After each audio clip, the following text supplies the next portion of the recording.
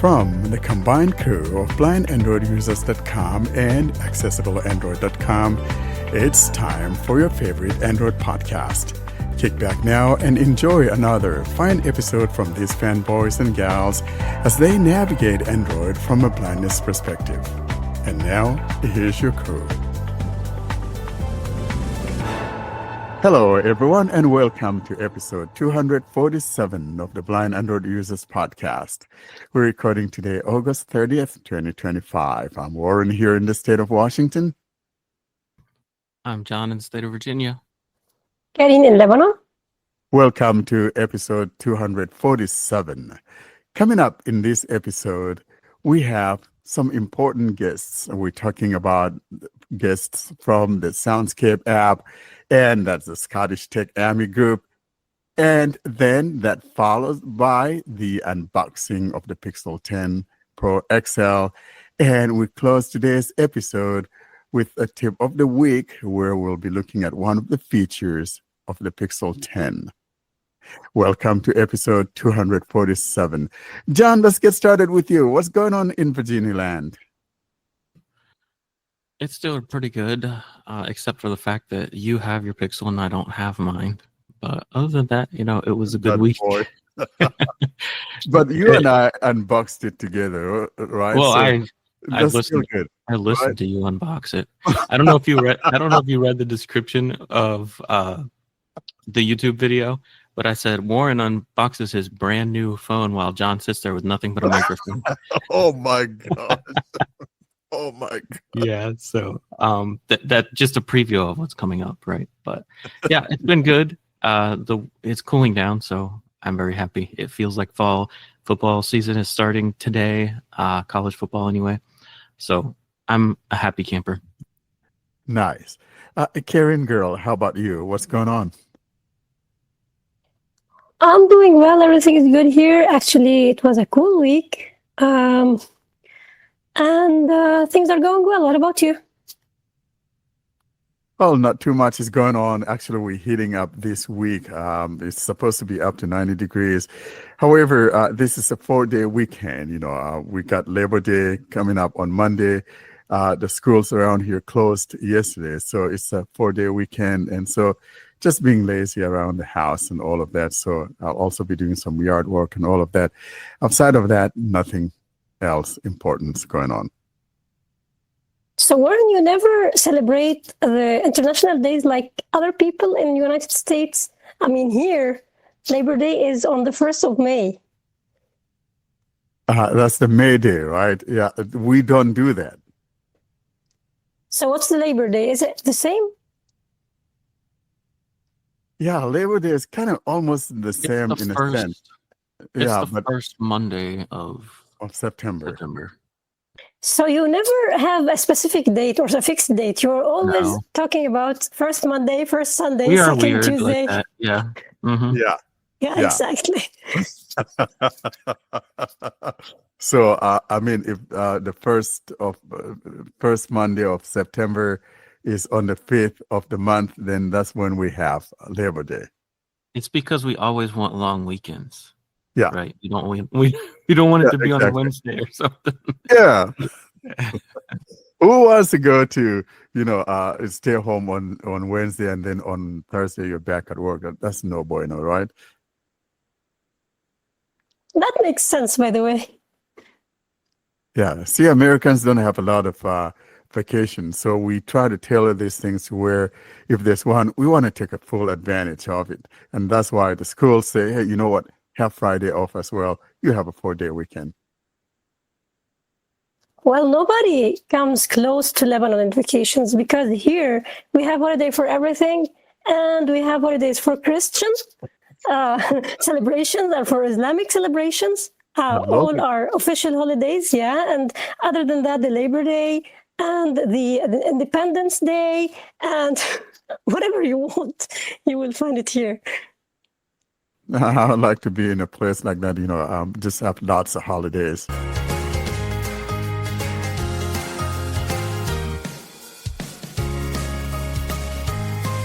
Welcome to the Spotlight segment. This is a segment dedicated to interviews with developers or interesting happenings in the world of Android. And now for this week's episode, here's your spotlight.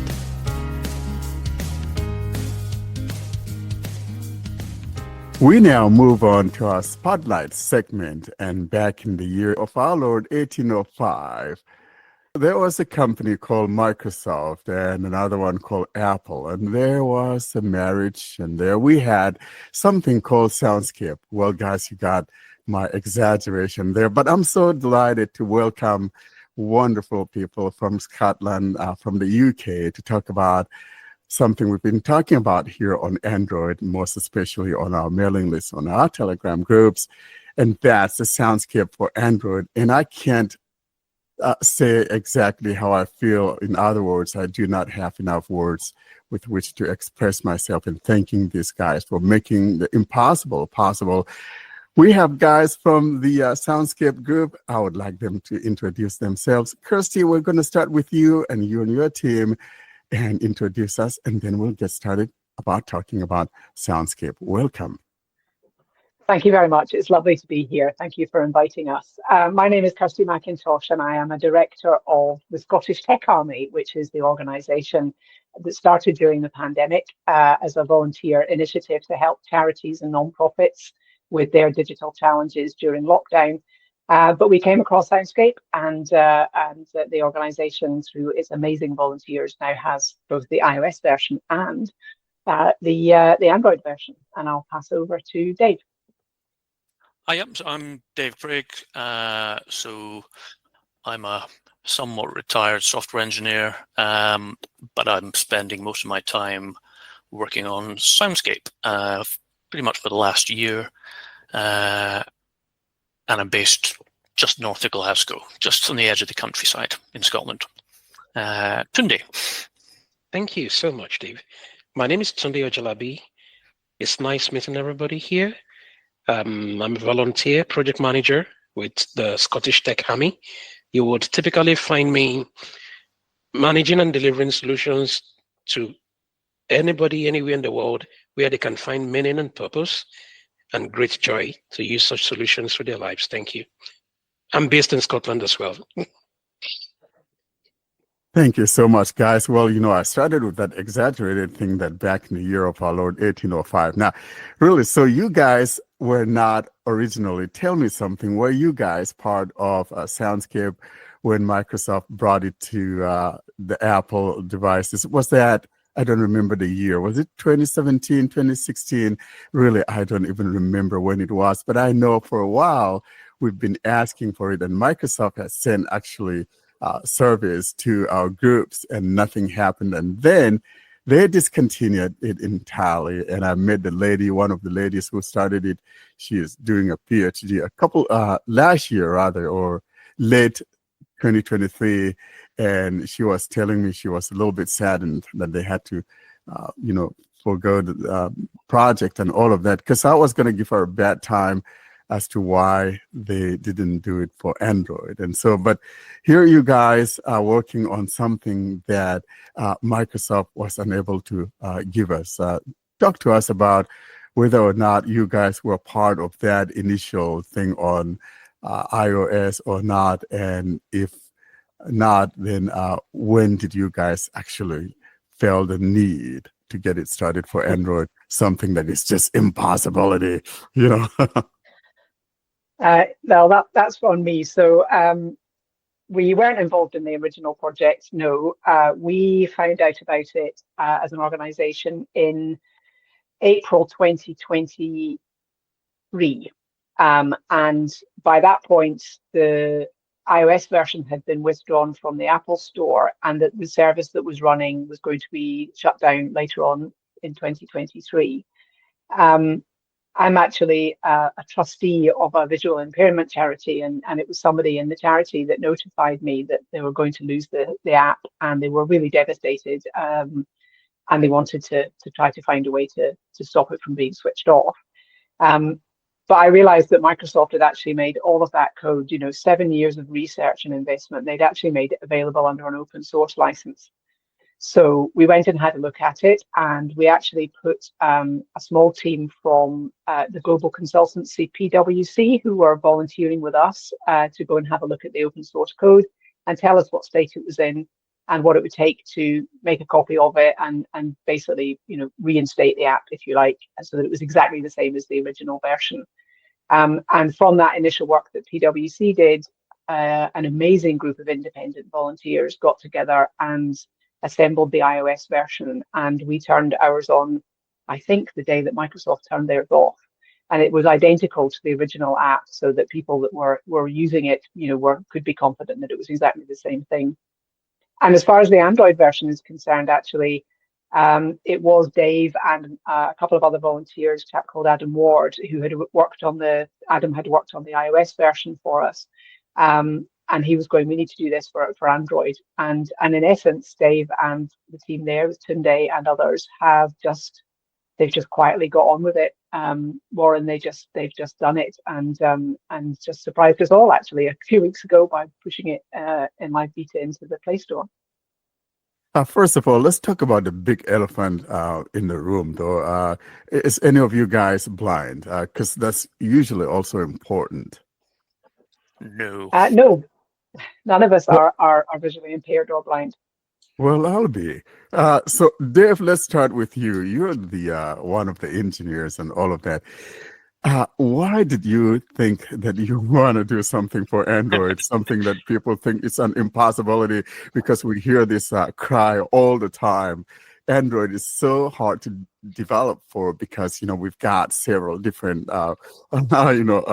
manufacturers and different whatevers and, skins and all of that. So it's absolutely virtually impossible to develop anything for Android. And here you guys, have done the, impossible. So Dave, talk about that and how you got started about doing this, because what your thoughts were you afraid of it?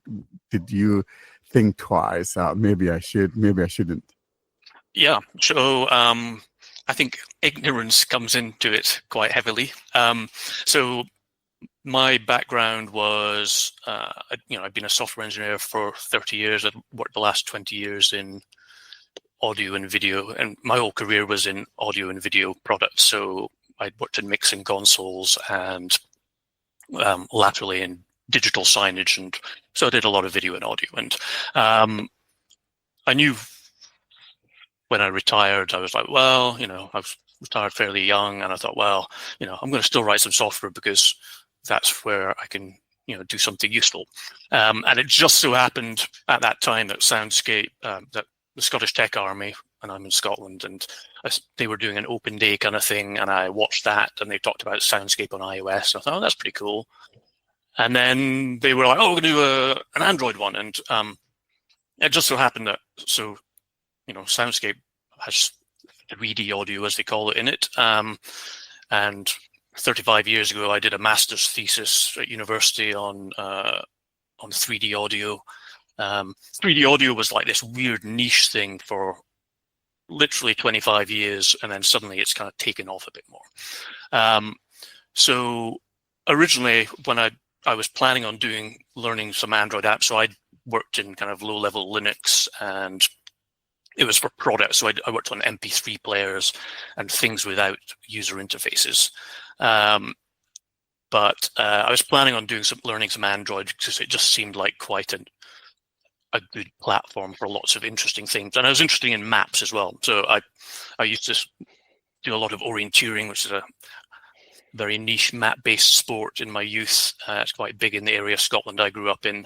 And so when Android came along, I was like, well, I could do the audio bit. That's fine. I could do that. That's easy.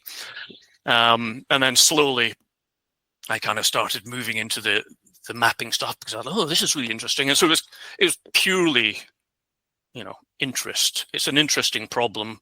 And the fact that there's this pool of people who, really want it and it can be useful to, well, that's, it gives you a reason to do it. So that's really how I got involved in it. Tunde, let's talk about you. So you're the product management and all of that. So these guys came to you about this project that has not been done before. And how did you convince yourself that, yeah, I think this is something I may want to be part of, even though the word on the street is that development for Android is just an impossibility. How did you feel and what were your thoughts? Thank you very much for your question. Something akin to Dave's feedback. I would list this in 3 points. Number one, I have a bit of technical background as well, so I have an understanding of what the larger picture is. Number two, I've been fortunate to work in a couple of large enterprise organizations with matrix level reporting. So when we talk about what actually constitutes value to users, to people, on such products and solutions like this that has a global footprint, I'm really, really honestly interested in that. And this is also about people. I had my first degree in sociology in 2005, and it's heavily people focused. So I'm all about making people's lives better, letting people derive value from products and solutions. So when you combine all of that together, I saw the Soundscape Android project as the place to be because there was a lot of interest. It aligns with all the values I call mine. And when we delved into it, we noticed that we had the right team and we had a lot of leadership support as well. And that brought us to where we are today. That's great to hear. I mean, this has been something we've been pining for years. I mean, we eventually just gave up on it. Like so Microsoft also did Seeing AI, right? It took them 7 years to get a version of that on Android. So we were like, Soundscape's never coming to Android. So we had kind of given up on it. But this has definitely been the biggest news this year, I think, as far as Android apps are concerned. And there are a lot of people excited about it.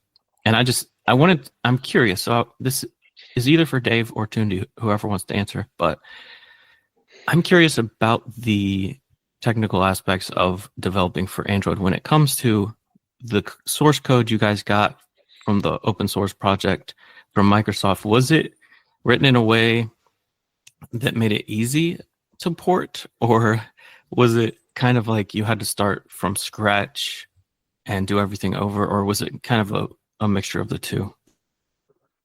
So one of the great things about, and what attracted me to the Soundscape for Android app was there was already another app with a user interface that everyone liked.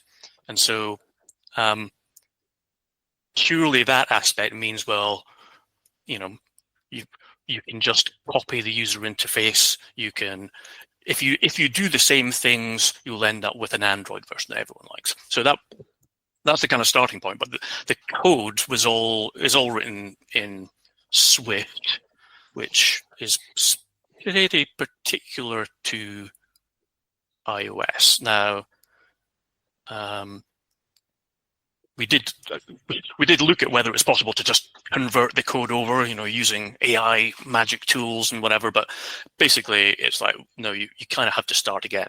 And in some ways, that made sense because a lot of the challenges of doing the Android one haven't really been to do with the code in the iOS app. So I think the things that were easy on iOS, I would say, would have been, one, their graphical map, which is important for some proportion of users.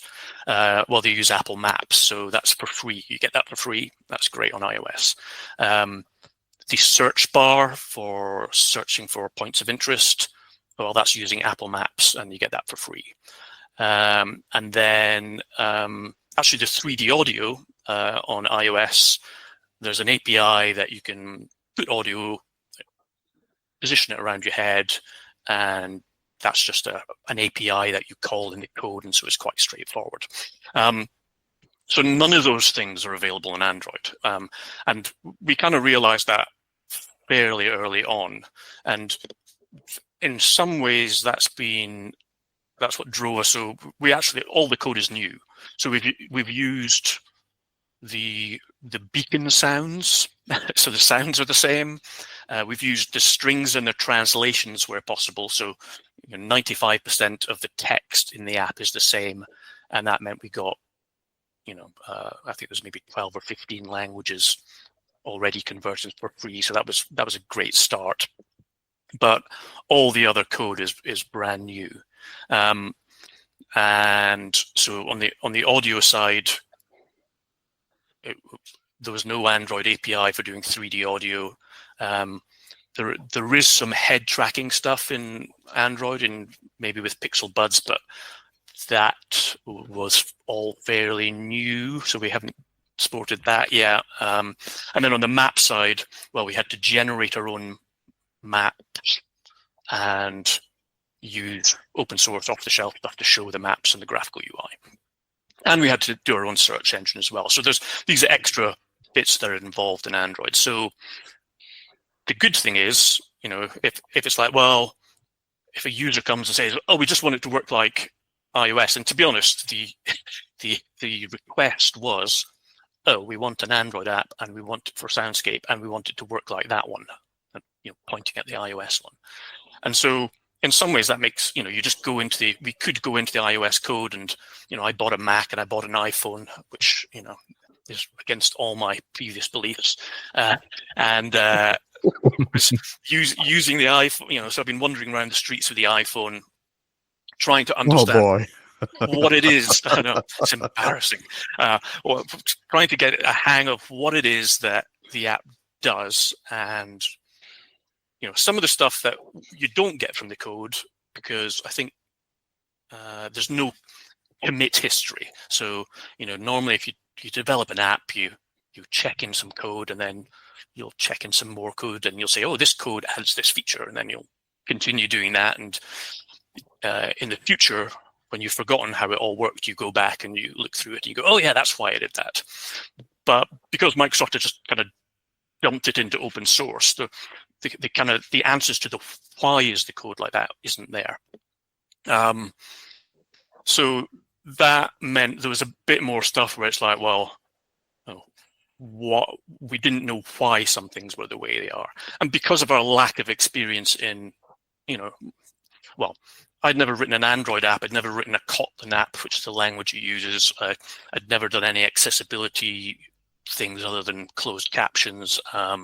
So there were all these things to learn along the way, and so there's been a lot of learning, and hopefully we're getting to a point where we have a much better understanding of, well, why the features were in the iOS one, and hopefully we're getting to the, we're, by the time we go into release, we'll be meeting the needs of the users, which is, the whole point of it.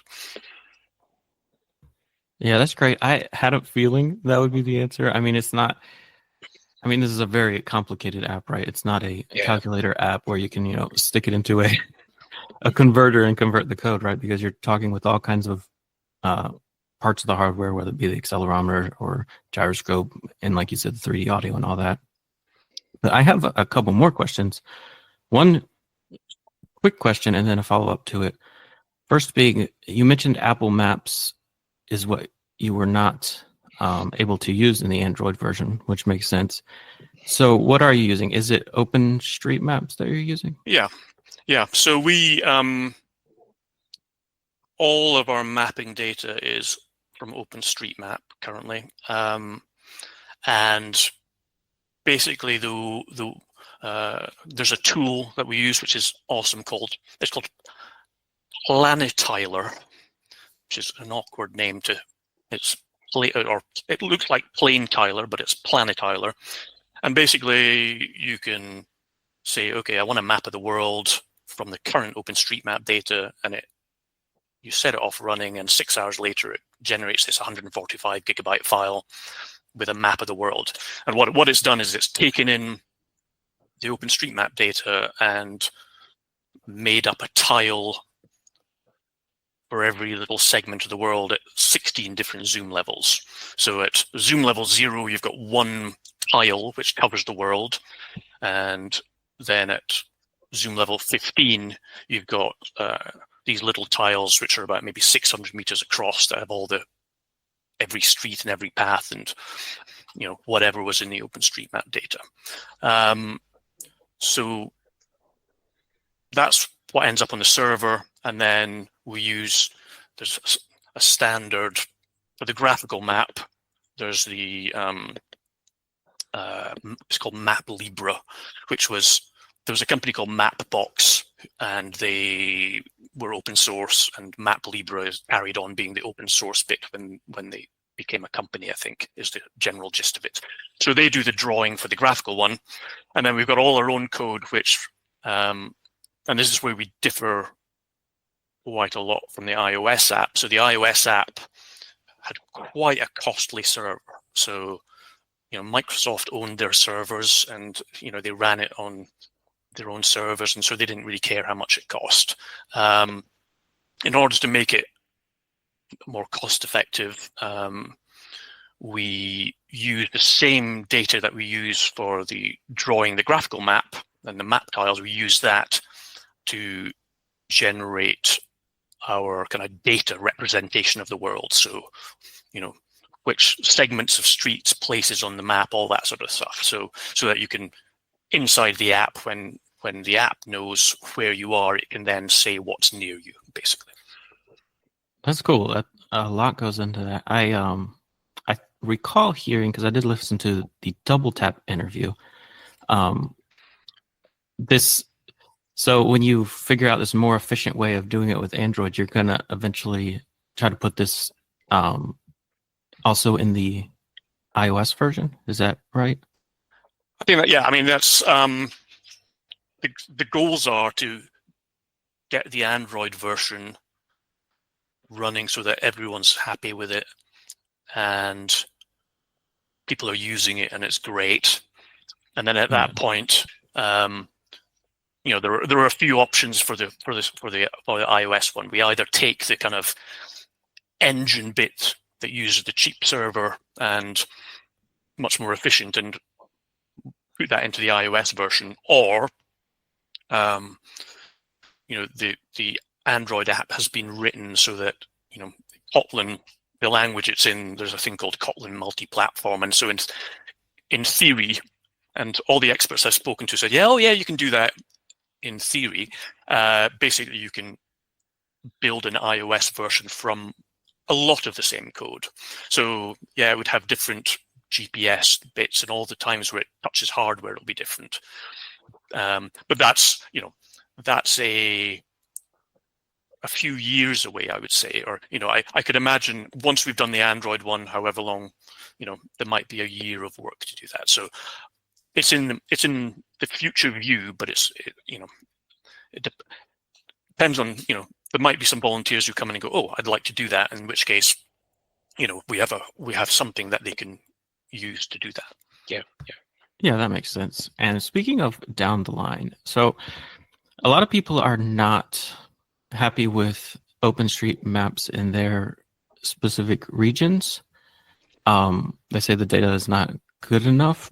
And especially in the UK, John, because I know Steve always talking about that the OpenStreetMap is not good in the UK.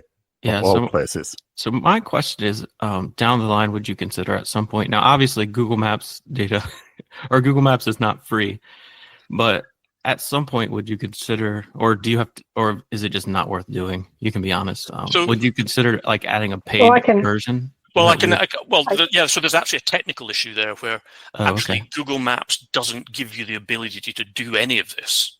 So so that was an easy. Yeah, so they can. There, in terms of like, so there are different aspects to this. There's the tiles. So we get it. So where I am at the moment, if I run Soundscape, I'll get a 2x2 grid of map tiles, and our code finds all the roads and paths, joins them all up, makes a little easy search so it can find what's near you. And you just can't do that with Google Maps. It's not designed.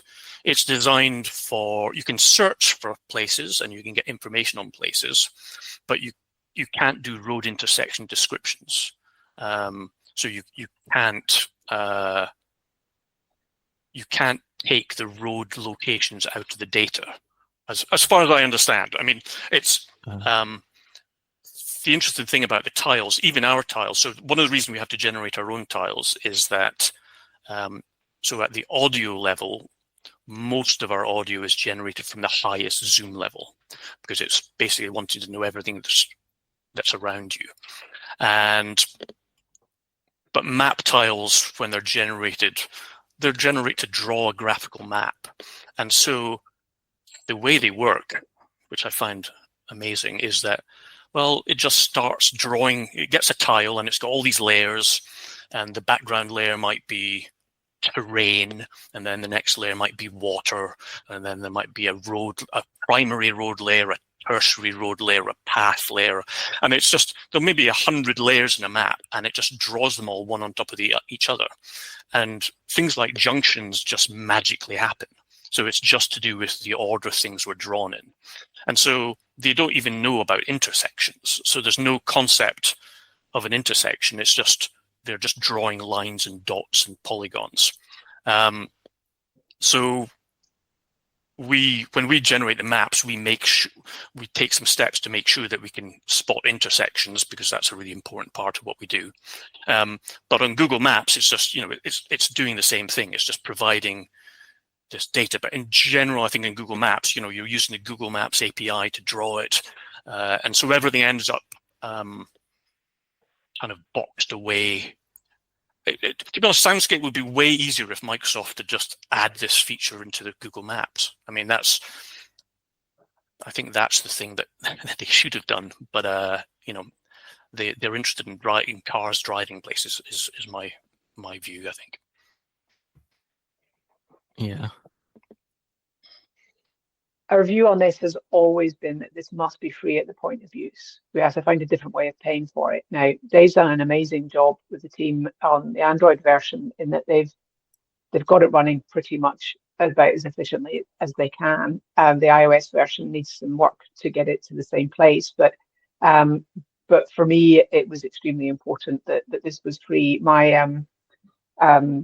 I was talking to somebody who made the point of saying, the amount of technology that's out there, assistive technology that's out there for the visually impaired community, is wide and varied. There's so much of it, and some of it is just outstandingly extraordinary and wonderful, but it costs money to buy. And this is free. This is anybody with a mobile phone. It is the plan here that they can use this to give some level of independence in their lives when perhaps might otherwise not have had it. So there are no plans to put paid tiers into this. We're having to do some work trying to figure out how it's going to pay for itself in the long term, but we really don't want people to have to pay for it. So one of the characteristics of a global product is the balances and the trade-offs that you need to take a look at as well. And just like Dave and Kirsty has mentioned, continuous improvement is the key, which is why we want to take as much feedback as possible from the users who are currently using and testing this awesome product, and then see how we can continue to improve this product based on the feedback that they give us, and ultimately to make sure that they're able to use it in the most cost-efficient way. But a lot is going to speak for itself for the future. However, our goal in the interim, just like Kirsty has mentioned, is availability to anybody, anywhere across the globe, irrespective of the differences. And that takes priority for now for us. That's good to hear. I mean, we a lot of us expect things to be free, which I don't always agree with. But when it is free, it's like you said, it's huge for accessibility.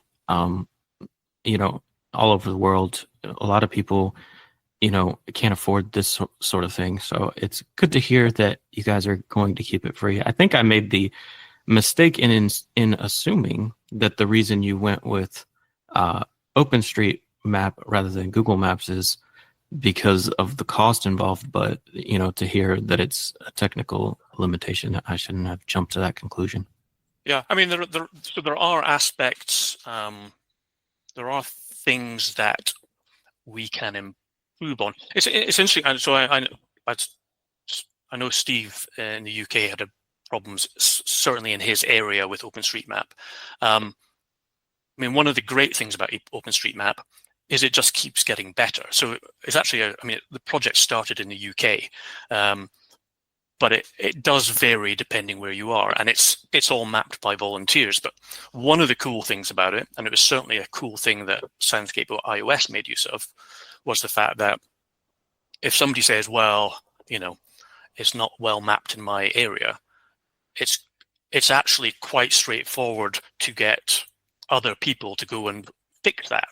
And it's not like it takes a few months for it to appear in a map. It'll actually appear in the OpenStreetMap data as soon as you hit apply. I mean, it's kind of scary, but there we go. But it's like the Wikipedia of maps, right? It is absolutely. And so the amount of mapping, and in some areas, some places have been, I'm not going to say over mapped, but they're mapped to incredibly high precision. So if you walk around the old town in Edinburgh, like every bollard is mapped, which isn't awfully useful for us because, I mean, too much work. Well, yeah, it's like you've got to process that and say, well, do I need to know the bollard? It's like, well, when your GPS is only so accurate, it's like, well, it doesn't really help me to know if there's a bollard within 10 meters of me because there are 100 bollards within 10 meters of me.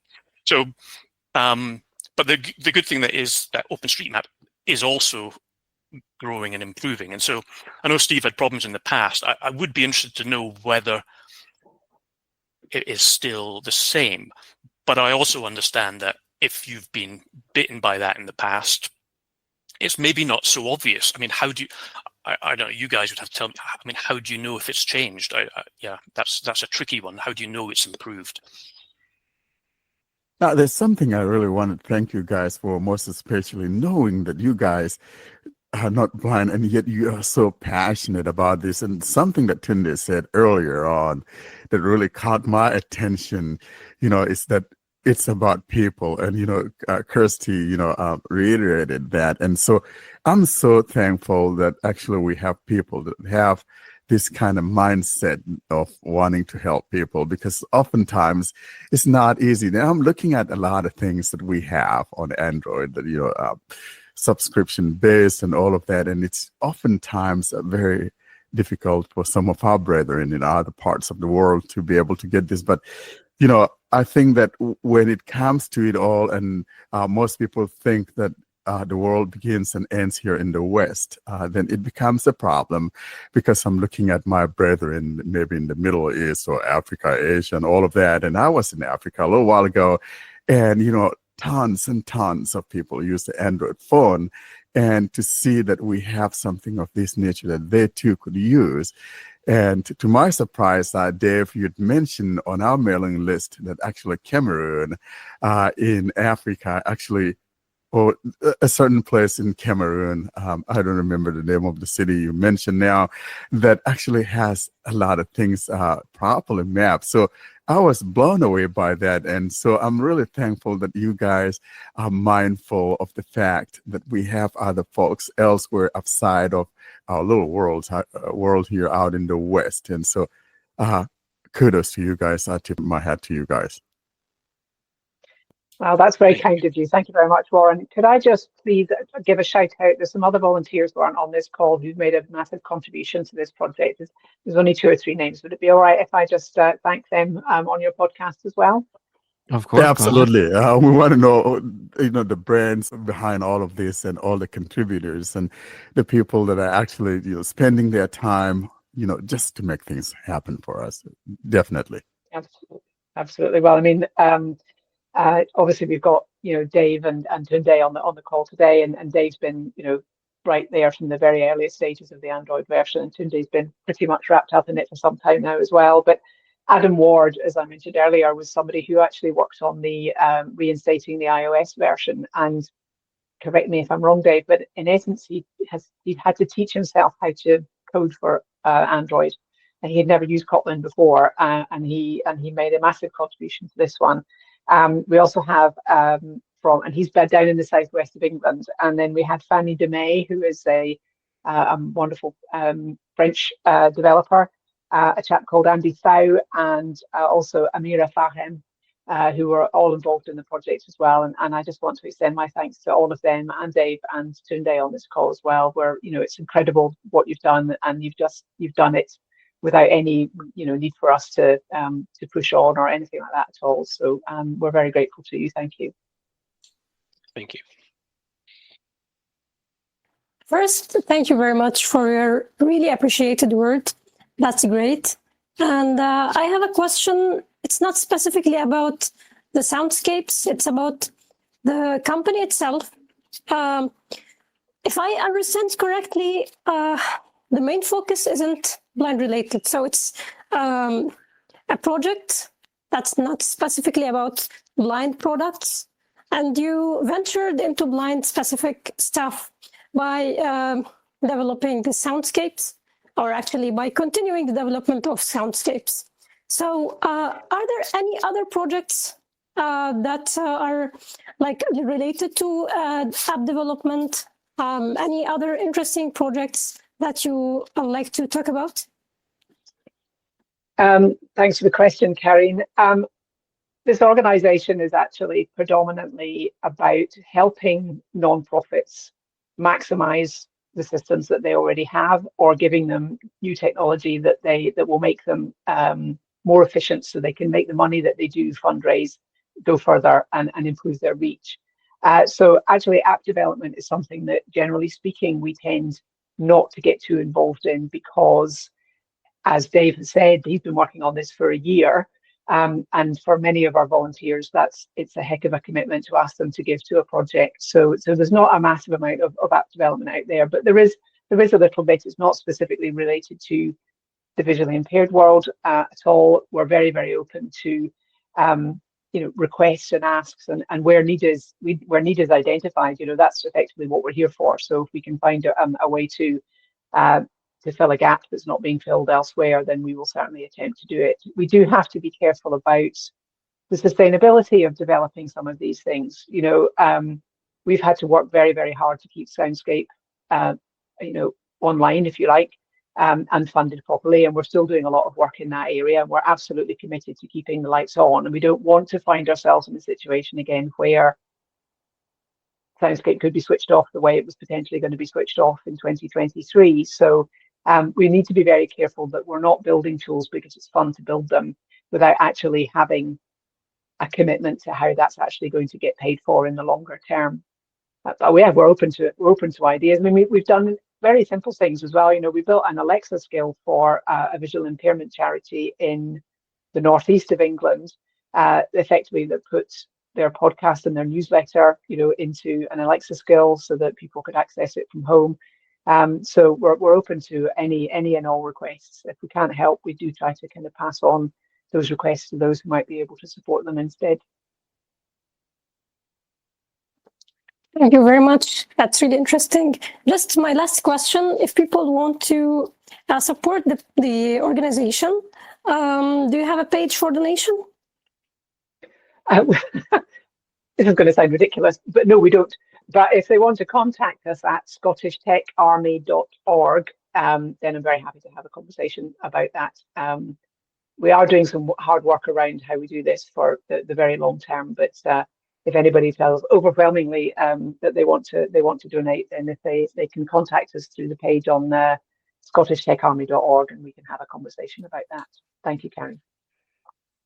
I mean, the best way to contribute is if people are interested in volunteering. People who have been monitoring the various groups will see my name's been cropping up an awful lot in emails and help desk requests and all this sort of thing. And we do, we are all volunteers. And if anyone's interested in helping out on any of the areas to do with the app, that would be gratefully received help. So, the sort of things we have is, They're the kind of things that, if you were a company, you might have, well, somebody's monitoring the help desk and email groups, maybe providing answers and help and support, but also testing. So so there's a new version went out this morning, so that's Saturday morning, and Play Store is set up so it's got some amazing flow of testing things. So you can publish it to internal testing, and then you promote it to closed testing, and then eventually it makes it out into open testing, which is where everyone who's currently using it without giving me their email address is currently using it. And if anyone's interested in getting the early releases and helping test, now some of that helping test is just going to be, well, just use it like you normally would, that kind of testing. But we also, there is a small short document which is like how to test the release, which is just a step-by-step going through every feature.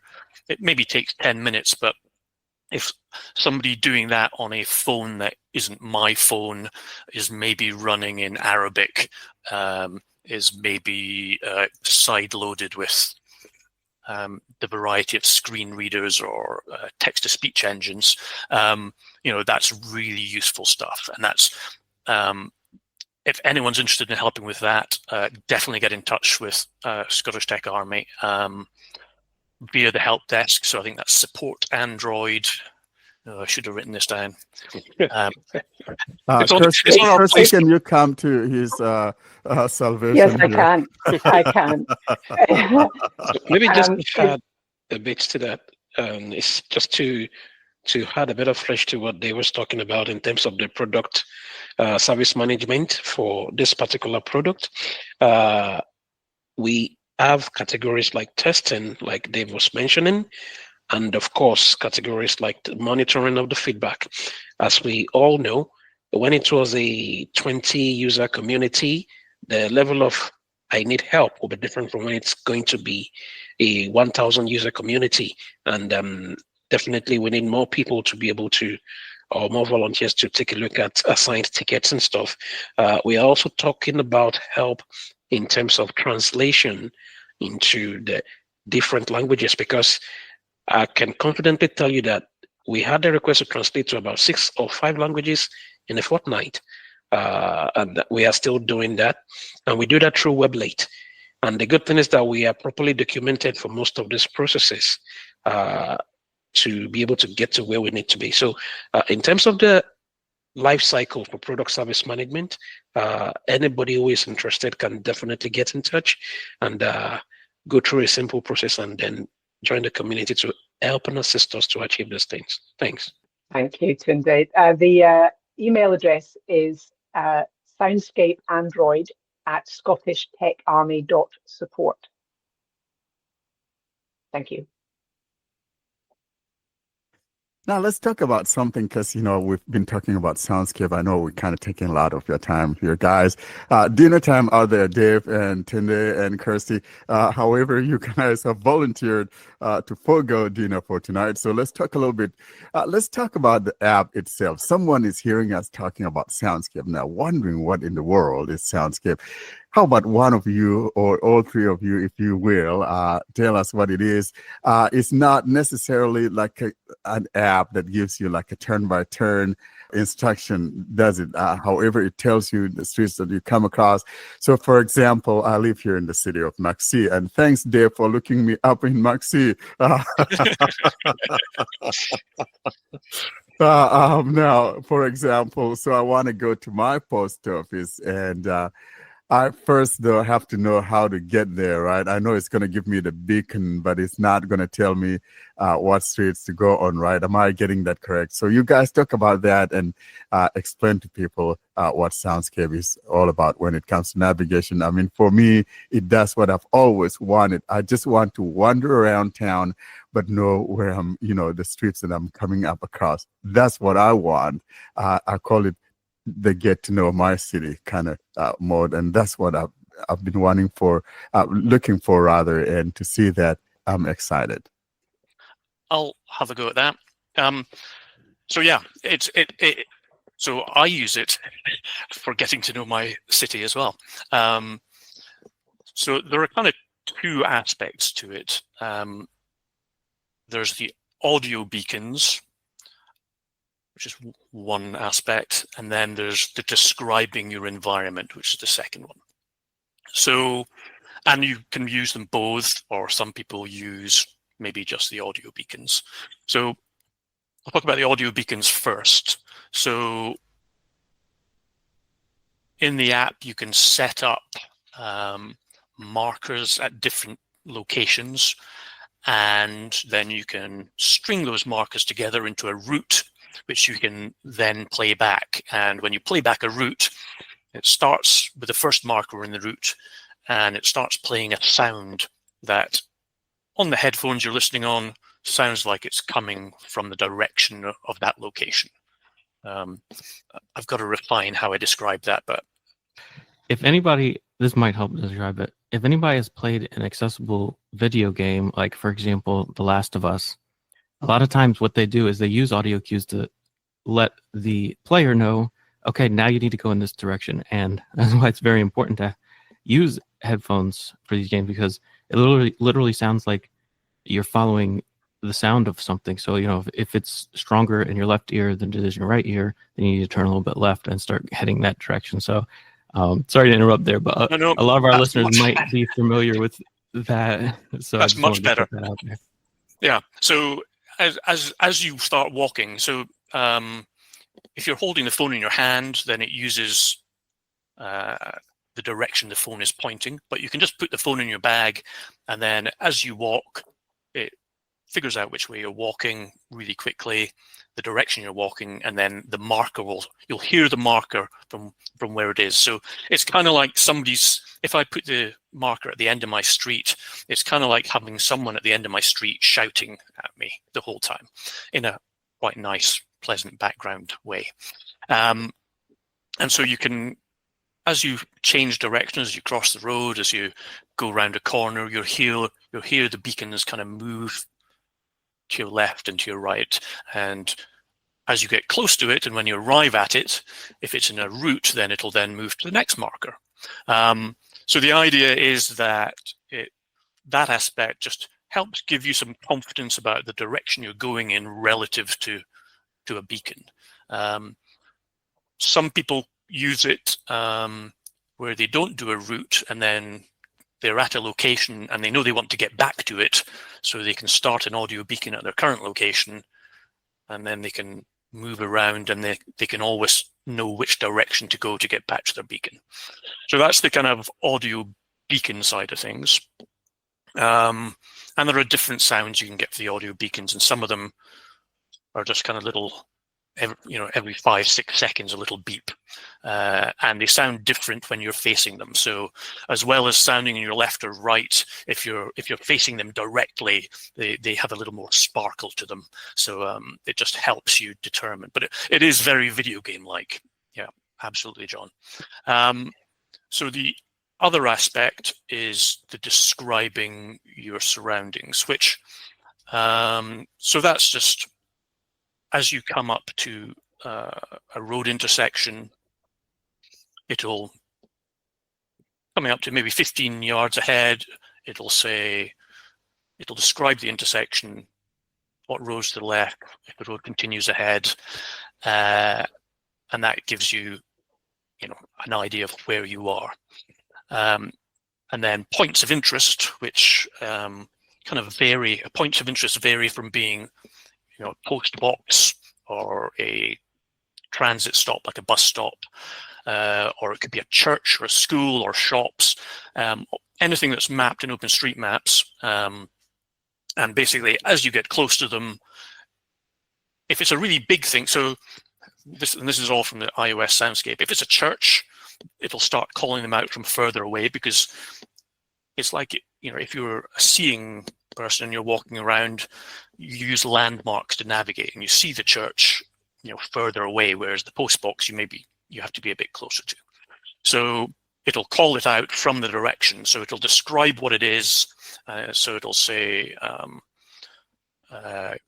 Greg's. So Greg's is a popular I'm going to say sandwich shop. I don't think that quite covers it, but it's a popular sandwich shop in the UK, and there's lots of Greggs around. But as you come up to a Greggs, it'll, in your headphones, if it's off to your left, over to the left, it'll say Greggs. And so you know that you're walking past Greggs. And it'll do that as you walk along, so it's describing as you go. And it, as Warren says, it kind of explore your... Get to know my city. Get to know my city, yeah. And as you walk around, so some people will set up routes in advance. So you can you can go on and make the route up on the map in advance. I'd say currently that's not very good for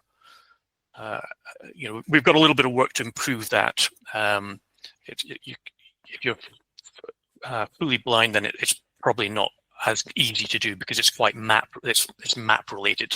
There is a places nearby which lists places, but I'm less convinced about how easy that is. But so we've got some work to do on some of the aspects, but basically using routes, setting up routes, and then you travel around and it tells you where you are. Maybe my own approach is going to be a bit more people focused as well. Thanks, Dave. I remember the first day I fully tested out the app myself, and I just took the bull by the horns and closed my eyes for the duration of the test. And, yeah. Tunde, you're brave. Right there, to do this outside. Oh boy. Right there, all around Calder Road in Edinburgh, Site Hill, close to the Edinburgh University, where it's quite populated.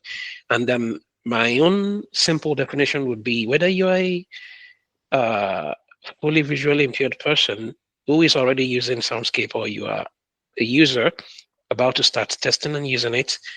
This is a wonderful solution that would, like Dave said, promote your confidence in getting from point A to point B.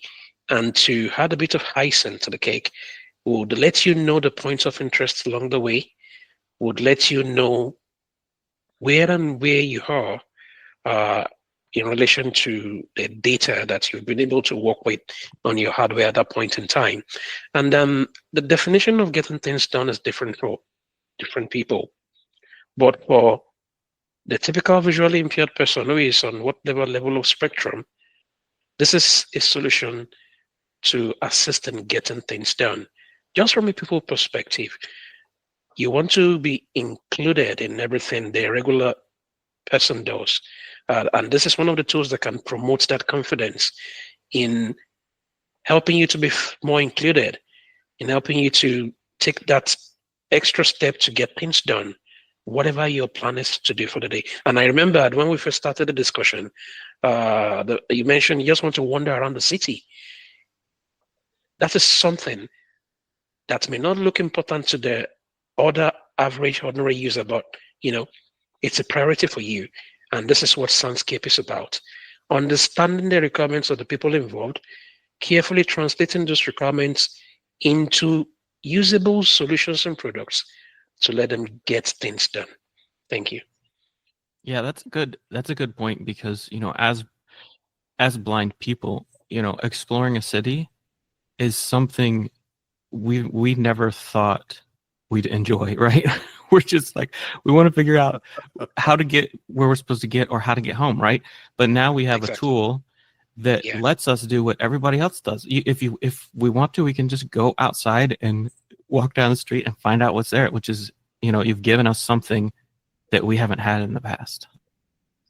Yeah, so this an anecdote here, but so my daughter wanted to go to one of her friends. It was kind of a little late in the night, in the evening, and she wanted to spend the night there. And of course, we live in a little town, very safe town, but still, it's my daughter. I'm like, I'm gonna take you. I'm gonna walk you there. So I walked her to that house. Maybe like half a mile or thereabouts from where I'm at. And so I thought I was paying attention to the streets that we were crossing and all of that. And then when I started going back, left her at her friend's and started going back, then I realized I think I made a wrong turn. And to be honest, I had to pull out my phone and I said, "Hey, take me home." So if I had Soundscape, for example, at least it will let me know the street that I was crossing, because as we were going, I was asking her as to the streets that we're crossing. So I would confirm those streets now using that Soundscape when I come across them. And if I'm not getting those streets, then I'll know for certainty that I was actually going the wrong route. So I can see the usefulness of all of this. And yeah, it's a great tool. Exactly. And the other thing is that our leadership and the executive are fully committed to relating with the right people for engagement and for promotions, and to make sure that this solution, which means a lot and helps so many people around the world to do a lot of good things, don't get packed up or switched off in the dark, potentially like before. And which is why we are also putting it out there to say, hey, if you're interested in volunteering and supporting, to make sure that we go through the different rounds of testing, to manage tickets as the user community starts or continues to grow, to help with translating languages. You'll be surprised at how many languages are there and how many people are using it from the remotest corners of the whole world because of its global footprint and impact. That's why we are asking, if you are the kind of person listening through this kind of medium, it will be awesome to have you to join the community of these people doing these things. Thank you. Thank you so much, guys. We're so thankful that you guys came out today and actually gave us your time. I know, of course, that dinner time is there. You've sacrificed at dinner time just to talk with us. But before you go, though, I want another commitment from you guys. In other words, when something happens and we reach out to you, we want you guys to come back. Kirsty, Tunde, and Dave, tell me you're going to come back. Oh, we'll be back. Oh, of course. Thank you very much. I'd be delighted. And the reason why I'm saying this, because on October the 26th, so you probably want to put this on your calendars, we got our open listener session that usually we have listeners that come in. We just open it up for everyone. And so the last one that we had, we actually introduced a feature, or a segment in there where we actually brought in developers as well. So would like developers to join us again. This will be the second time that we have developers joining us, and because then listeners will be able to ask questions as well. So I want to see you guys, whatever it is, you have plans. I know sometimes we have plans ahead of time, but see if any of you could squeeze some time, even if it's like 10 minutes. You can go out at any time you want to, but I just want you guys to know that on October the 26th, we're going to have that open session, and I would love for you guys to come. That'll be awesome. Well, thank you. Yeah, thank you very much, Warren. We would be delighted. I'll send Dave and Tunde to answer developer questions. It's not for me. Yeah. And if you can't, that's But fine. thank you. We'll definitely have you back after it's officially launched, or anytime you introduce new updates or something and want to discuss it more. We'll definitely feature you again. Sure. Yeah. Well, thank you very much, guys. Appreciate the support. Bye. Thank you. Thank you so much from the Scottish Tech Army.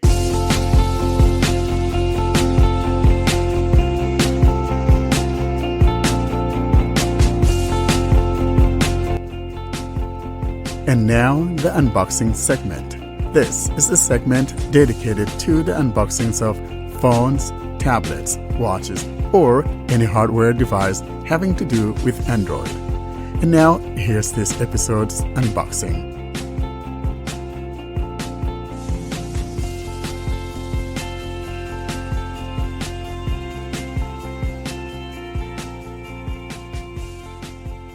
Coming up next is the unboxing that I was speaking about in the intro, where Warren gets to unbox his brand new phone while I get to listen to it. Hello, everyone, and welcome to our traditional unboxing of the Pixel series. I'm Warren here with my friend John Dyer. And, this is our second or third year, right, John, of doing this. I don't remember, but I think we started back with either the Pixel 7 at the least, or maybe Pixel 8. I don't remember which one exactly when we got started. It might have been the Fold. We both got the Fold, didn't we? Oh, yeah, that's right. So when did we get the Fold? Was that with the Pixel 7 series, or was it Pixel 8 series? It was Pixel 8. The Pixel 8 series was out, but the Fold was released like the spring after that. Okay, so that's when we started that tradition of recording the dual unboxing. And so something a little bit different today, because usually both of us have it, and yours hasn't arrived yet, John, but we can't wait for the people to hear what we're doing. So we're doing this together, even though we both don't have the phone as of yet. And so I have it is sitting here in the box, and the box is so tight. I hope I'm able to, pull it off, because it's not one of those that has tape or whatever, but it's little, glue that is so tight.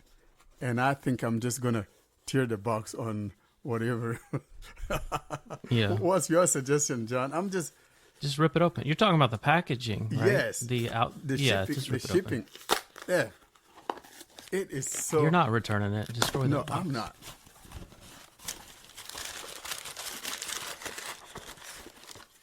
There we go. Let's see. So the box, it's just like the other one that we had last time. Is it, where you got the two tabs you pull, slide it out? Yeah. And then you slide it out sideways. Yeah. So let me see if I remember last year I had difficulty. Yours was already out of the box and mine wasn't. There we go. Let's see. There we go. Looks like this time I'm a little bit luckier. Okay, let's see.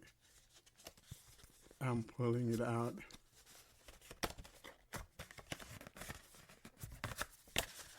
Okay, so it's just one of those that you slide that, and then here's the little tab, and then the other tab.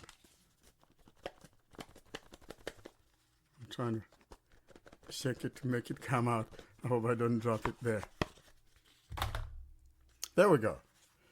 And, the traditional stuff. Here's the phone. I know it's not in there this year. Yeah, I'm not worried about the SIM removal tool. That's right. The SIM removal tool is not there. And, of course, all we have in there is the USB cord. And here's the phone. And you know what? I'm kind of... So the physical stuff here is... Here's what we got. The camera bar is like what we have, but a little bit different. I think it protrudes more, coming out more, but, still it has that oval, shape to it and all of that. And, same old, where you have the volume and power stuff on that right. Google keeps to its tradition. And that's what that is. Let's see. I'm going to take it out of the envelope here, because another thing that I did, following my tradition, John, you know what I always do, right? What you do buy I always El do? Cheapo brand case. I got an El Cheapo, there we go.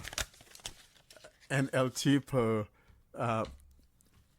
case that I'm going to put mine in, because as the going says with me, comes out of the box and goes into the case. I like keeping my stuff looking really neat.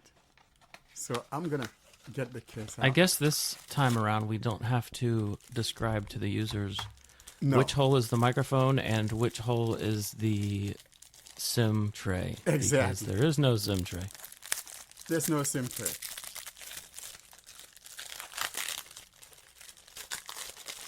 Sorry, guys, but I had to do this.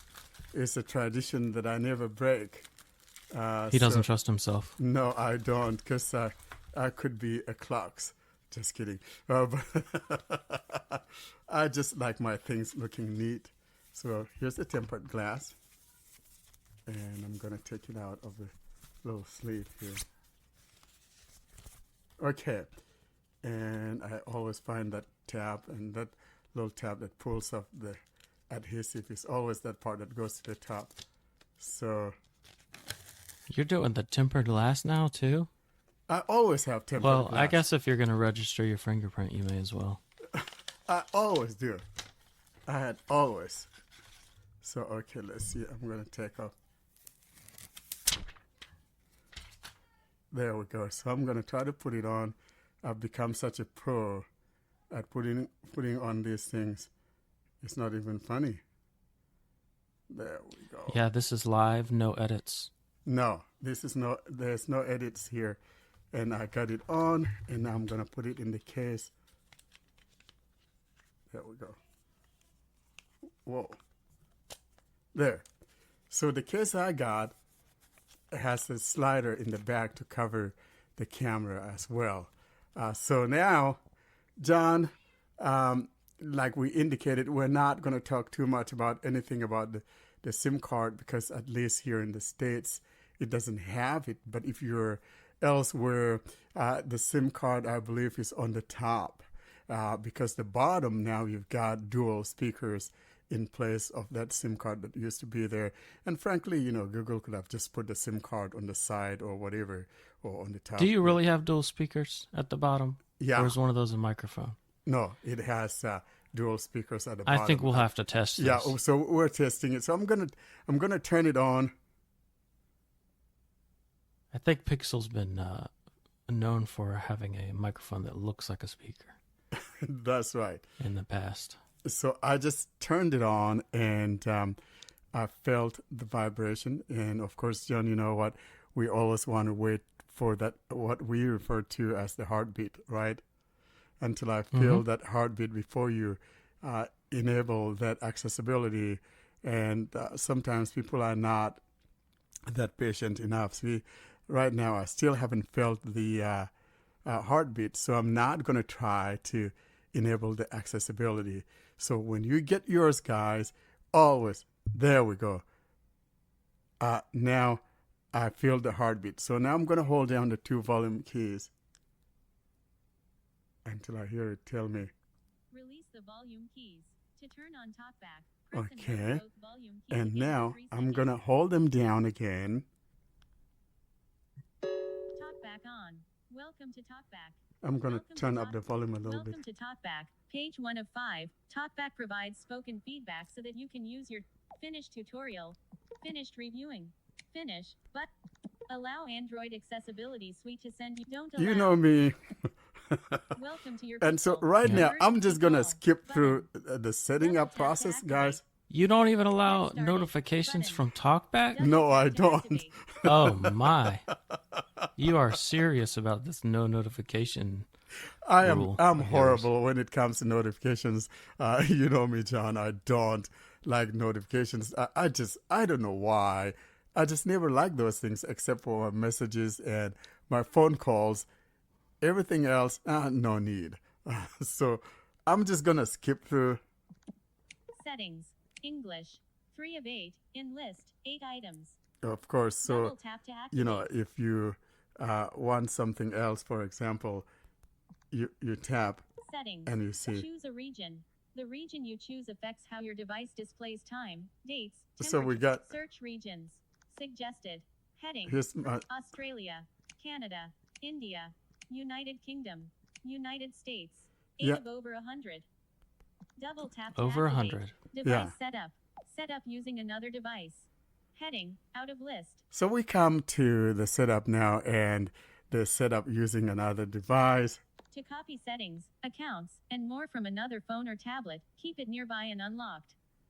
Okay, so Animation. I'm gonna Button. skip. Pixel or Android device. Button. There's a Double Pixel tap or to Android activate. device. iPhone or iPad. Button. And here you are, Double you tap to fruit activate. veilers. If you're coming from Apple, you could do that as well. Skip. Button. And we have Double tap skip to or activate. next. So I'm going to skip. Connect to Wi-Fi. Select a network.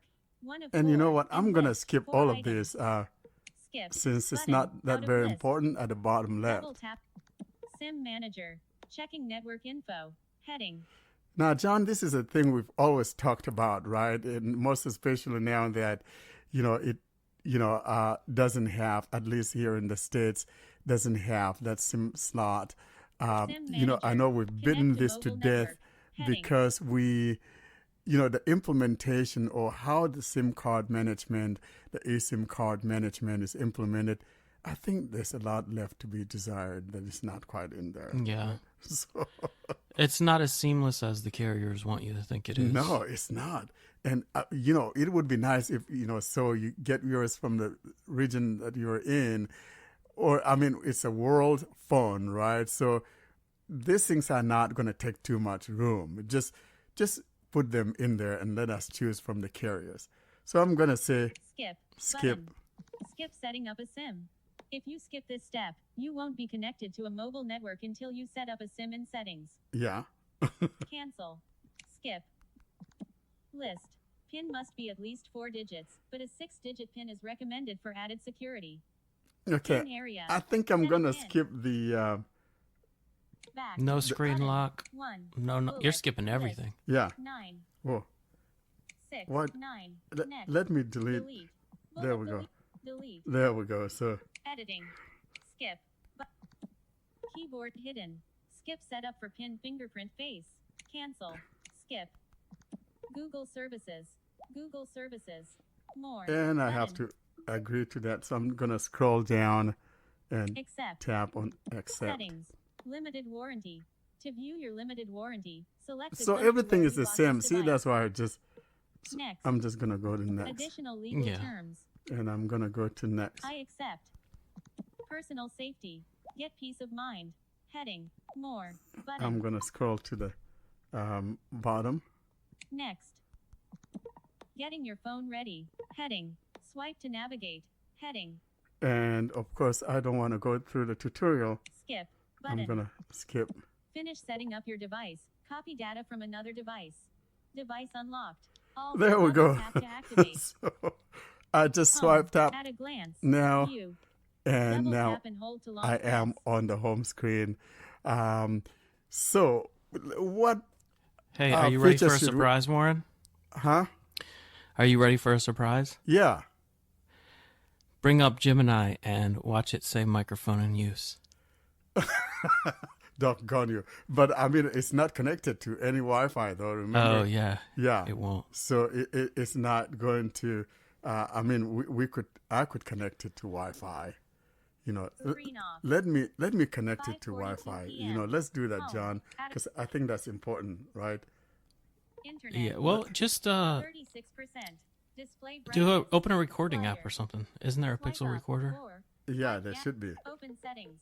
So Double tap to I'm gonna activate. Google. let me Finish setting up. sign in Connected to devices. Wi- Network and internet. Wi-Fi, Network and internet. and you guys, Navigate up. I'm Button. not gonna give Out you of my list. key. Internet. Uh. Networks available. 1 of 9. In lit. Internet. Okay. Navigate up. So mine Button. is called Out the of list. mesh. F Garcia fam. FBI under Garcia. The mesh. Wife. There's The mesh. my Editing. mesh. Password. Okay. Password. Guys, I'm gonna mute list. this part so that you guys don't hear what my Wi-Fi password is, but John can hear it. That's fine. All right, John, I'm gonna put in. All right, Keyboard I hidden. just finished Internet. doing that, and I Navigate tap up. connect. Button. Double tap to activate. There we go. So I'm gonna Tab. see. Gemini. Should we At a glance. try Gemini, John? Home. Service. Downloading English Yeah. US update. So it's updating something. Settings. Notification available. To access, swipe down with 4 fingers. Photos. Error. Gemini. Actions available. Okay. Type prompt. Double tap. Open mic. Gemini. Sign in to use Gemini. Yeah. Just try opening the Pixel Recorder app. The Pixel Recorder, yeah. Apps list. Search. So let me see. I'm gonna look Search web and for more. Edit box. Double. recorder. Showing English U E R R E E C C. Recorder. Keyboard hidden. Recorder. Welcome to a new kind of recorder. Out of grid. Okay. Auto transcription. Transcribe speech so you I'm can just find gonna tap where you- on Get started. Get started at the bottom. Allow recorder to send you notifications. Oh boy, should I allow it, John? Allow it Yes. for the yeah. Back up your Because you want to recordings. see your You can controls. back up your recordings to use without an account. Yeah. Button. Recorder. Sign in. Oh brother. Record. Button. Recorder. Double tap to activate. Hello, I'm recording now using the Google Recorder, and the whole idea is to see how it sounds like or what it will sound like and all of that. So this would conclude this little audio test. Pause. Button. Double tap to I activate. don't have a stop. I have just pause. Delete. Button. There's delete on the Double left, tap to pause. pause Button. in the middle, Save. Button. and save to the Double right. tap to So I'm activate. going to tap on save. Add location to recordings. Make it easier to organize and search your recordings. Oh brother. No thanks. Button. Yeah. Double tap to activate. Recorder. Save. Button. Double tap to activate. Well, I thought I've saved it. Recorder. Record. Button. Okay. So Thursday at 5:45 p.m. August 28th. I'm going to try to Recorder. see if Media it'll play. control. Thursday at 5. Add to favorites. Button. Play. There's Button. a play there in the middle Double tap at the to bottom. activate. Pause. Recorder. Double tap to activate. Media volume controls. Hello, I'm recording To now change the using accessibility- Google Recorder, and the whole idea is to see how it sounds like or what it will sound like and all of that. So this would conclude this little audio test. That's what the recording sounds like. I don't have a stop. I have just pause. Delete. There's Button. delete on the Double left. tap. Pause Pause. in the Button. middle. Play. Okay, so that's it. I probably will try to put it in as whatever as well right here to see what it sounds like by just, basically patching in the file besides the external play that you guys just heard. Recorder. Double tap to activate. Hello, I'm recording now using the Google Recorder, and the whole idea is to see how it sounds like or what it will sound like and all of that. So this would conclude this little audio test. Pause. Button. Double tap to activate. I don't have a stop. I have just pause. Delete. There's Button. delete on the Double left, tap to pause. pause Button. in the middle, Save. Button. and save to the Double right. tap to So I'm activate. going to tap on save. What next, John? Look at the camera. It's probably one of the... I don't know. A lot of this stuff might not work since you're not signed in the way it's That's supposed true. to. Screen off. 5:47 p.m. Recent apps. Google I wonder Lens. if this comes with Android Button. 16 or Android 16 Double tap to QPR1. No, it'll come with just Android 16, not the QPR. But if I sign in, I could enroll it in the QPR program, I believe. I'll have to... I'll tell you why I ask, because when you... So I've already talked to somebody who got this earlier today, and theirs was saying microphone in use, but they had updated it already. So they installed the update that was available to them, and then it started saying microphone in use. So I don't know what that's about. That's really interesting. So I'm going to launch the camera and see if it says that. Camera. Allow camera to access this device's location. Selected. Precise. Radio button. 1 of Okay. 2. In list. And Don't allow. Uh, Only this time. While using the app. Switch to photo mode. Guided frame. When talkback is on and you're focused on the shutter button or viewfinder, audio cues, vibrations, and visuals will let you know when subjects are framed correctly for a photo. A Okay. photo will be taken automatically, or you can press the shutter button. By default, you can also press the volume button to take a photo manually. Guided frame will Nice. help you recognize faces, pets, and certain objects. okay. Video showing how guided palm timer will be disabled when guided frame is on. Close. Button. Turned on by default. Save location. Done. Button. Take photo. Camera. Take photo. Button. Double tap to activate. Oh, Actions I need to available. open my Use tap with three camera fingers to cover. view. There. Let's see if you'll see what I'm looking at. One face in frame. Move Okay. your phone left and up. No objects or faces detected. Okay, at least we didn't hear it say microphone in use. I'm going to Recent close apps. and Yeah. relaunch At a it again. Camera. Double tap to activate. Double tap and hold to long press. Actions available. Use tap with three fingers to view. Try camera shortcuts. Quickly press the power button twice to open camera. To take a photo, press the volume button. Okay. Quickly press the video showing how good. Okay. It gives me a little tip there. Take photo. Camera. Take Yeah, photo. so it's not saying Double tap to now activate. this Actions remember available. this microphone in use, camera in use was not a Double tap to problem until activate. QPR1. Recent apps. That's So this right. just has View. Android Home. 16 on it Yes, right now. this only has Android 16.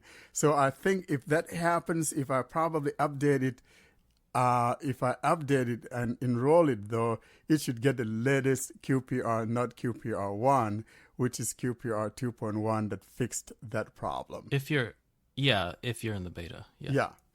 So, But if you're not in the beta, you will get an update that is a version of QPR1 that still has that issue. yeah. So you'll kind of, if you're not in the beta, you'll be stuck with that until QPR2 unless you enroll in QPR2 beta. That makes sense. Yeah, so there it is. What else should we look at, John? Nothing really new here, and most especially without an account, a lot of the things are not quite there until I actually sign into it before I could see some of the features. Thinking of what else 5:51 p.m. could we try? SIM. Emergency calls only. I can't try the translation either, or the camera Yeah. coach. If all we of- want to show off some features, we could always do a tip of the week at some point. Yes, that's what we will do. But for now, though, I think this would conclude this little unboxing of the Pixel 10 XL Pro or Pixel 10 Pro XL.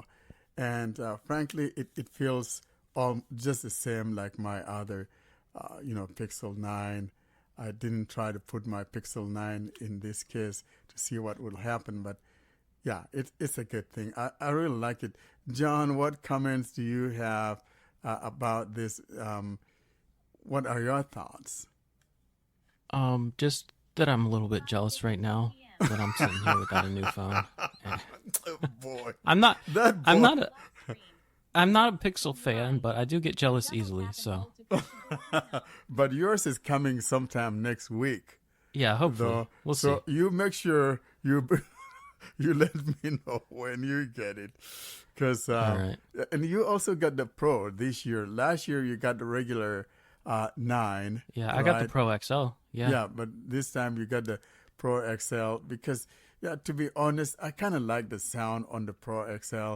5:52 Usually, p.m. I kind of prefer SIM. the, Emergency calls only. the male voices. screen. But by default, this is what you get when you turn it out of the box.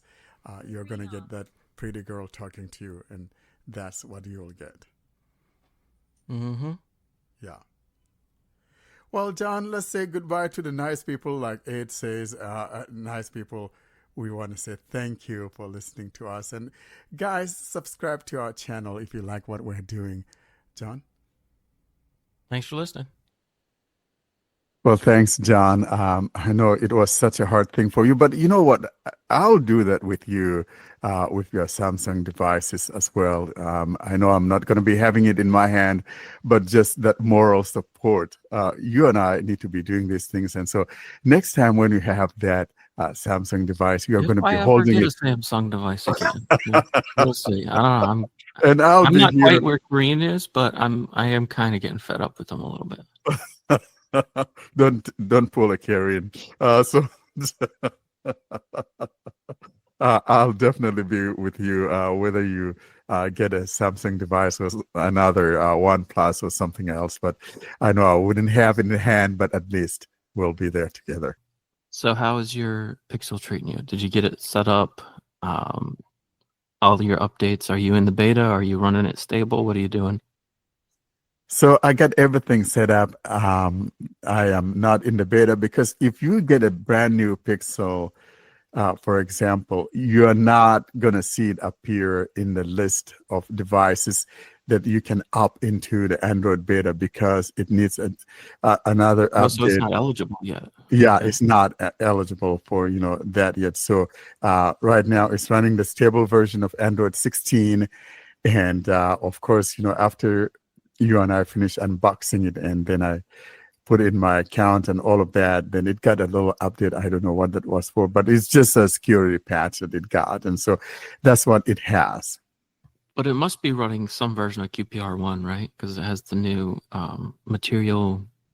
What do they call it now? Material Expressive 3.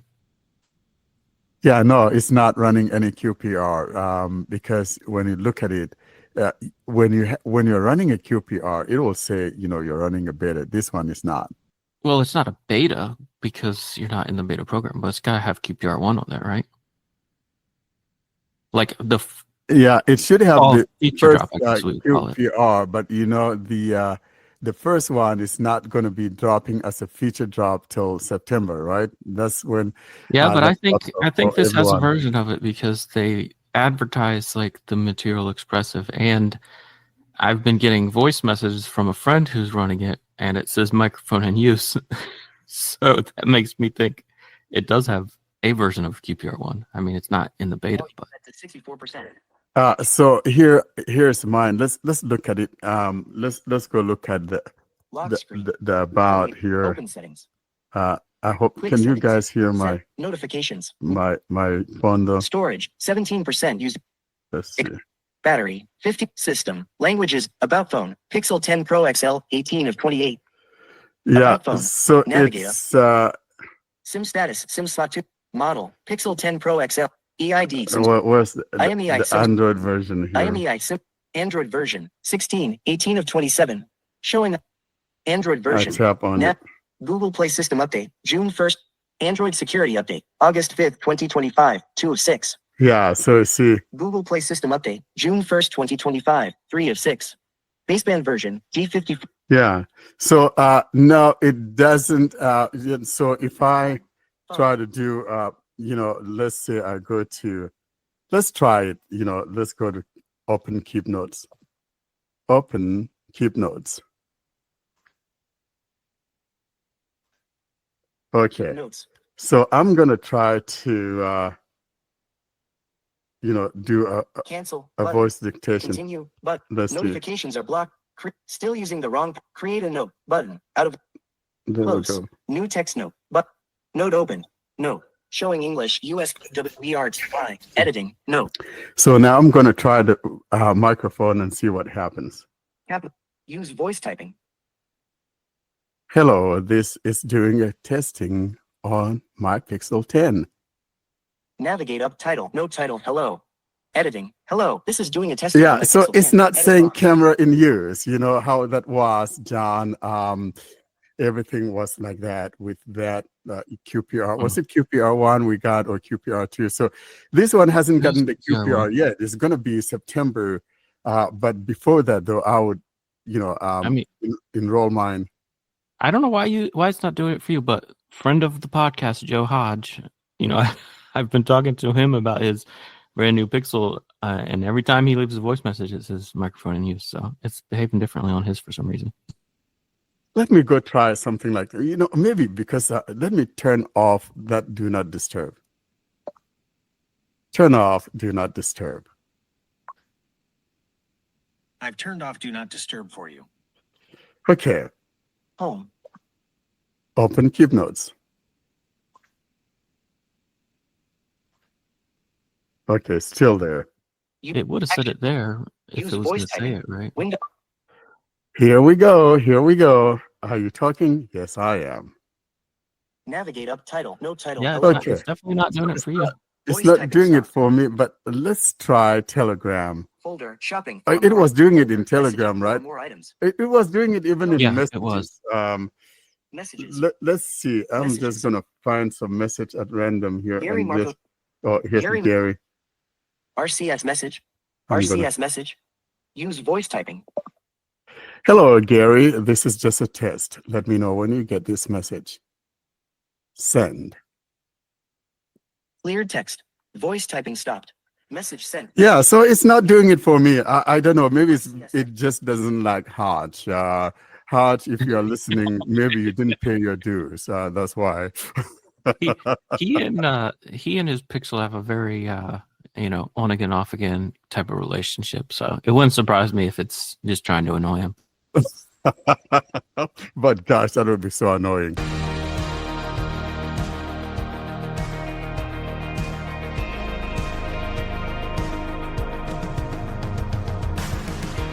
Coming up is our tip of the week segment.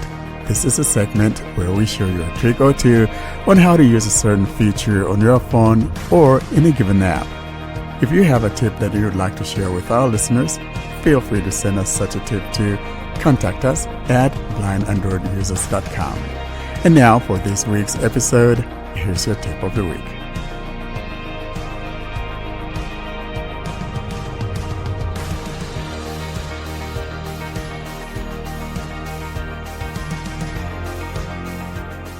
As you heard during the unboxing, Warren is going to tell us more about the available features that came with the Pixel 10 during the tip of the week. And for this week, Warren is going to tell us more about the scene description feature, which comes with the Pixel 10. And it's actually an interesting feature. So Warren, go ahead.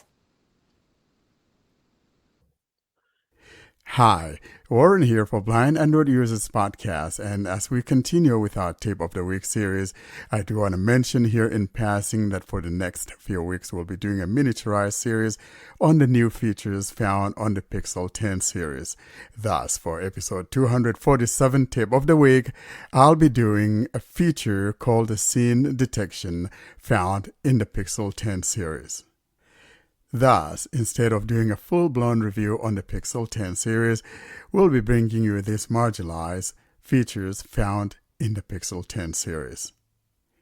For today's demonstration, I'm utilizing my Pixel 10 Pro XL running Android 16 and Android Accessibility 16.x. I am on the home screen now and will now navigate my way to the camera app, and let's get started. Camera. And here we go. Camera. Take photo. Button. The whole idea here is if you want to hear what's in the camera view, for example, is that you One have a drink way in to frame. do so. Move your phone right and up. But what I No want to objects or do faces detected. is to swipe down with two fingers. Turn on scene descriptions. Guided frame scene descriptions use generative AI. When you use guided frame scene descriptions, the contents of the scene will be sent to Google for processing and then deleted. Generative AI is experimental and content may be inaccurate, misleading, or offensive. You can turn off guided frame anytime in camera settings. Use of guided frame scene descriptions is subject to Google's Terms of Service, AI Prohibited Use Policy, and Privacy Policy. And that's what we got. And so you have either No thanks button. no thanks and or to the right of it Turn on button. is a turn on. And I'm going to turn it on. Camera. Getting descriptions. Take photo button. A cluttered desk with a keyboard, a lamp, and a coffee mug. There are papers, chargers, and a small jar on the desk. In the background, there are boxes and shopping bags. That tells you how cluttered my desk is. And One drink in frame. Move your phone right and down. I'm gonna One drink in frame. I'm Move gonna your shut phone off right my and down. screen. One drink in frame. Move your phone right. But the whole objective here is that it tells you what you're looking at. And so every time you want to find out what is there in the view or in the live view of the camera before you take the picture, you invoke that and then you can take the picture. I'm going to swipe down again one more time. Getting descriptions. A close-up of a black and red HyperX microphone. It sits on a circular stand with the microphone's red, honeycomb pattern top lit up. The background is blurry, showing a cluttered room with various objects. And that's how you go about doing that. And that would conclude this tip of the week as we showcase some of the features found in the Pixel 10 series. Stay tuned for our next episode as we visit another feature of the Pixel 10 series. As always, if you like what we're doing, don't forget to subscribe to our YouTube channel. And thanks a lot for listening.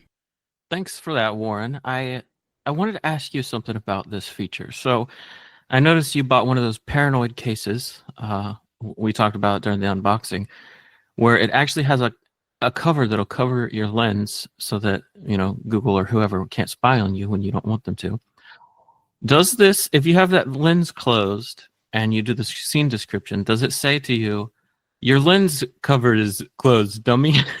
or does it just say, does it just say, I don't see anything? I'd be curious to know what it says, honestly. You know what? I have my phone right here with me. So why don't we try that and see what happens? I got the lens cover is pulled up, and I hope you guys can hear my phone. PayPal. Whoops.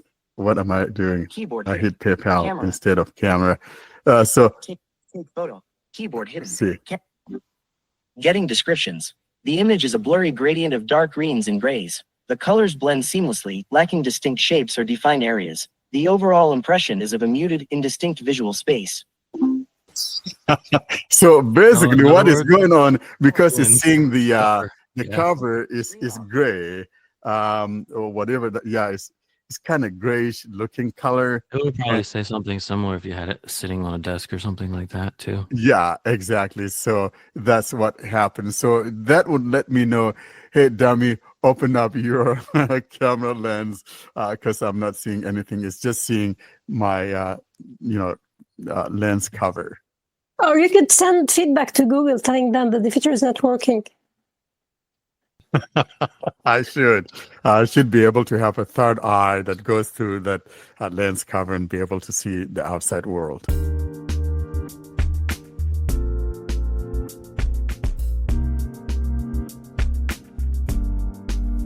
All good things must end. Thus, it's curtain drawing time, bringing us to the close of this week's episode. Coming up, though, we give you information on how to get hold of us. Well, folks, with that, we come to the end of this week's episode. Again, we want to thank you so much for listening to us week in, week out. And before we bring this to a close, though, we want to give you information on how you can get a hold of us. And always, here's John to give you that information on how to get a hold of us. John? To contact us, simply send an email to contactus@blindandroidusers.com. If you'd prefer, you can leave a voicemail by calling +1 307 202 9797. You can join our mailing list by sending a blank email to blindandroidusers plus subscribe @groups.io. You can join our Facebook and Telegram groups or subscribe to our YouTube channel using the links in the podcast show notes or YouTube video description. And you can find all of this information and more at our website, blindandroidusers.com. Thank you so much, John, for that information. And again, guys, we thank you so much. Until we see you next week, I do want to say from me, though, it's goodbye and have a great Labor Day if you're here in the States. Barbecue, my friends. Thanks for listening. Enjoy football season, all of you who are interested. Thanks for listening. Have a great week.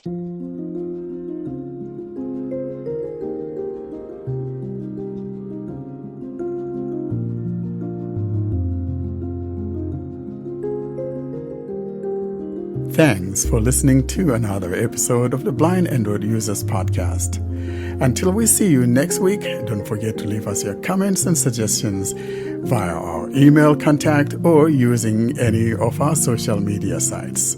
Have a great week.